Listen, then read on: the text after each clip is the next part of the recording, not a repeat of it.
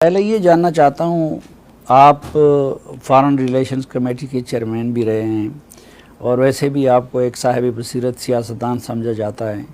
تو آپ کو کیا لگتا ہے کہ یہ معاملہ کچھ تھم جائے گا یا کہ پاکستان اور انڈیا جنگ کی طرف جا سکتے ہیں؟ بسم اللہ الرحمن الرحیم وصلی اللہ علی نبی الکریم وعلی آلہ وصحبہ۔ ہندوستان پاکستان کے تعلقات کی نوعیت اور تاریخی اعتبار سے اس کے اندر نشیب و فراز اور اتار چڑھاؤ، یہ تو ہمارے گزشتہ 77-78 سالوں کی ایک کہانی ہے، اور دنیا ایک چیز کو ضرور دیکھتی ہے کہ جو واقعہ ہو جاتا ہے چاہے جس طرف سے بھی ہو، تو اس پر رد عمل دیکھا جاتا ہے کہ کیا وہ رد عمل اس وقوعے کے ساتھ مطابقت رکھتی ہے یا نہیں رکھتی۔ اس وقت جو پہلگام میں واقعہ ہوا ہے،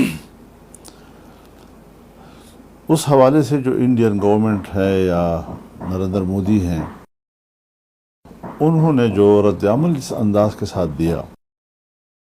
دنیا نے اس سے اتفاق نہیں کیا، اور ہر چند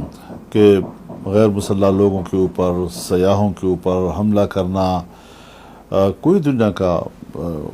ایک مہذب انسان اس طرح کے وقوعے کی نہ حمایت کر سکتا ہے، نہ اس کو سپورٹ کر سکتا ہے، نہ اس کی تائید کر سکتا ہے۔ اور یہ واقعات پہلے بھی ہوئے ہیں، اور اس وقت بھی یعنی دنیا صورتحال کو دیکھ کر رد عمل دیتی رہی ہے۔ جتنا رد عمل مودی جی نے دیا ہے، نہ اس کو امریکہ سپورٹ کر رہا ہے اس حد تک، نہ اس کو یورپ سپورٹ کر رہا ہے، نہ اس کو یورپی یونین یا ناٹو سپورٹ کر رہے ہیں۔ عالمی سطح پر تو اس وقت وہ اس تائید سے محروم ہے کہ جس انداز سے اس نے پاکستان کے خلاف ایک اشتعال پیدا کرنے کی کوشش کی ہے۔ لگتا یہ ہے کہ مودی صاحب کو ہندوستان کے اندر کچھ اپنی سیاسی مشکلات ہیں، اور اس حوالے سے وہ کچھ کارڈ کھیلنا چاہتے ہیں۔ مسلمان دشمنی تو اس کی زندگی کا حصہ ہے، کیونکہ میں نے 2003 میں واجپئی جی کو بھی دیکھا تھا، میری ان سے میٹنگ بھی ہوئی تھی، کشمیر کے حوالے سے مسئلے کے حل کے بارے میں ان کی گفتگو بھی سنی تھی، اور پاک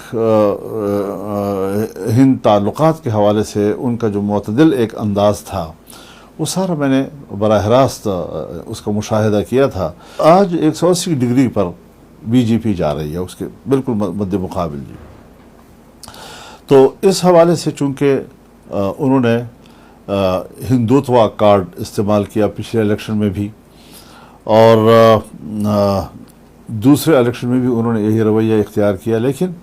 وہاں جو مسلمان آبادی ہے، کوئی 25-30 کروڑ تک اس وقت وہاں پر مسلمان ہے، اور وہ جس طرف جائے گا ظاہر ہے کہ انتخابی نتائج جو ہے وہ اس کو پلٹ کر رکھ دے گا۔ چنانچہ اس کو دو نقصانات ہوئے ہیں۔ ایک، ہندوستان بھر میں وہ اکثریت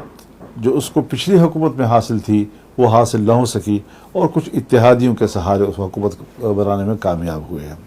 دوسری بات یہ کہ آرٹیکل 370 کو ختم کر کے، کشمیر کے اسپیشل جو اس کا سٹیٹس تھا اس کو ختم کر کے، اس نے وہاں پر ایک ڈیموگرافی چینج کرنے کی جو کوشش کی، اور خیال کیا کہ ہم یہاں پر ہندوؤں کو آباد کریں گے اور ہندو مسلم سوال پیدا ہوگا کشمیر کے اندر، اور پھر اگر پریویسٹ بھی ہوتا ہے تو پھر دیکھا جائے گا۔ تو اس حوالے سے اس نے جو سٹیٹس تبدیل کیا اور اپنے سیاسی مقاصد کے لیے کیا، اس کا نتیجہ یہ نکلا کہ کشمیر میں جب الیکشن ہوا تو مودی کو مسترد کر دیا لوگوں نے۔ اب وہ اس واقعے سے ہندوستان کے اندر کی کچھ سیاسی مفادات حاصل کرنا چاہتے ہیں، اور بے تکے اس نے یکدم سے اس کا پورا ملبہ پاکستان پر ڈال کر ہندوستان کے اندر ایک رد عمل پاکستان کے خلاف، مسلمانوں کے خلاف اٹھانے کی کوشش کی ہے۔ لیکن 2 دن سے 3 دن سے میں خود جو واچ کر رہا ہوں یا آپ دوستوں سے جس طرح حال احوال معلوم ہوتا ہے،